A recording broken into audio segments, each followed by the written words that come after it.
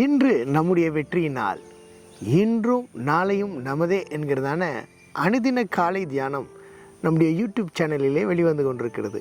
இதை நீங்கள் பார்த்து ஆசீர்வதிக்கப்பட்டிருப்பீர்கள் என்று சொன்னால் மற்றவர்களோடும் பகிர்ந்து கொள்ளுங்கள். கர்த்தர் உங்களை ஆசீர்வதிப்பாராக. லூக்கா எழுதின சுவிசேஷம் 9ஆம் அதிகாரம் 30-31 வசனங்களை இவ்வாறாக சொல்லப்பட்டிருக்கிறது.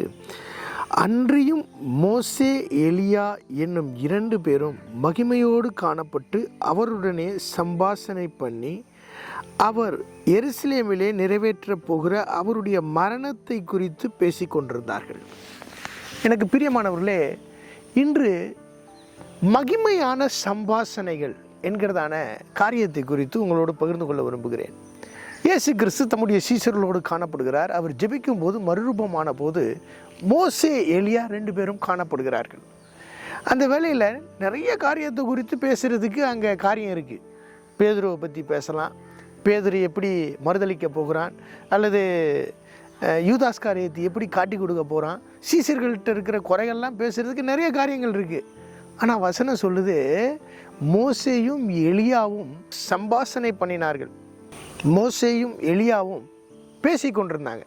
என்ன பேசிகிட்டு இருந்தாங்க ஆண்டவர்கிட்ட அப்படின்னா, அவர் நிறைவேற்ற போகிற எருசலேமிலே நிறைவேற்ற போகிற மரணத்தை குறித்து பேசி கொண்டிருந்தார்கள். மகிமையான காரியம் நடக்கப் போகிறது, இந்த உலகத்திற்கே மிகப்பெரிய விடுதலை கிடைக்கப் போகிறது, பாவத்திற்கு ஒரு நிரந்தர தீர்வை கொடுக்கிற வழி நிறைவேற்றப்பட போகிறது என்பதை குறித்து பேசி கொண்டிருந்தார்கள். பாருங்க, இன்னைக்கு நம் பரிசுத்தவான்களோடு இணையும் போது, சபையில் நாம் இணையும் போது, மற்றவர்களோடு இணையும் போது நம்முடைய உரையாடல் எப்படி இருக்கிறது? அதே வேளையில் மனுஷ சுபாவம் எப்படின்னு பார்த்தீங்கன்னா, நம்ம மற்றவங்களோட இணையும் போதே மற்றவங்களுடைய குறைகளை பற்றி பேசி கொண்டிருப்போம், தோல்விகளை பற்றி பேசி கொண்டிருப்போம், அல்லது குறைபாடு உள்ள காரியங்களை குறித்து சம்பாஷித்து கொண்டிருப்போம். ஆனால் ஒரு மறுரூப அனுபவம் என்பது நிறைவேறப் போகிற, நாம் நிறைவேற்றப் போகிற மகிமையான காரியங்களை குறித்து பேசக்கூடியதாக இருக்க வேண்டும்.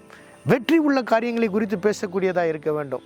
இப்போ பார்த்தீங்கன்னா நிறைய பேர் பிசாசை பற்றியே பேசிக்கிட்டு இருப்பாங்க. பிசாசு அதை செய்கிறான், இதை செய்கிறான், அப்படி செய்கிறான், இப்படி செய்கிறான். ஒருத்தர் சொல்கிறாரு, கற்பழிக்கும் ஆவிகளை கட்டவிழ்த்து விட்டான் பிசாசு. எந்த வெளிப்பாடும் எனக்கு தெரியல. ஆனால் யோசித்து பாருங்கள், இப்பேற்பட்ட காரியங்களை ஆண்டவர் பேசினா பேசியிருக்கலாம். ஆனால் அவர் நிறைவேற்ற போகிற மரணத்தை குறித்து பேசினார், ஒரு வெற்றியின் பாதையை குறித்து பேசினார். இன்று நம்முடைய உரையாடல் எப்படிப்பட்டதாக இருக்கிறது? நம்முடைய உரையாடலில் எப்படிப்பட்ட காரியங்கள் வெளிவர வேண்டும் என்பதை நாம் நிதானிக்க வேண்டும். மற்றவருடைய குறைகளை பேசுவதை நிறுத்திவிட்டு நம்ம என்ன செய்ய போகிறோம் ஆண்டவருக்காக? ஆண்டவர் நம் மூலமாக என்ன செய்ய போகிறார்? தேவனுடைய ராஜ்யம் எப்படி வரப்போகிறது? தேவனுடைய ராஜ்யம் எப்படி கிரியை செய்து கொண்டிருக்கிறது? அசுத்த ஆவியை விட பரிசுத்த ஆவியானவர் எவ்வளவு வல்லமையாக கிரியை செய்து கொண்டிருக்கிறார் என்று இன்று உரையாடலாம் மங்கி போயிடுச்சு. ஆனால் இன்று ஆண்டவர் ஒரு மறுரூப அனுபவத்திலே கொண்டு வந்து மகிமையான அனுபவங்களை பேச, உரையாட நம்மளுக்கு கிருபை செய்வார். இப்பேற்பட்ட சம்பாஷணைகள் மாபெரும் மறுரூபத்தின் அனுபவத்தை கொடுக்கும்.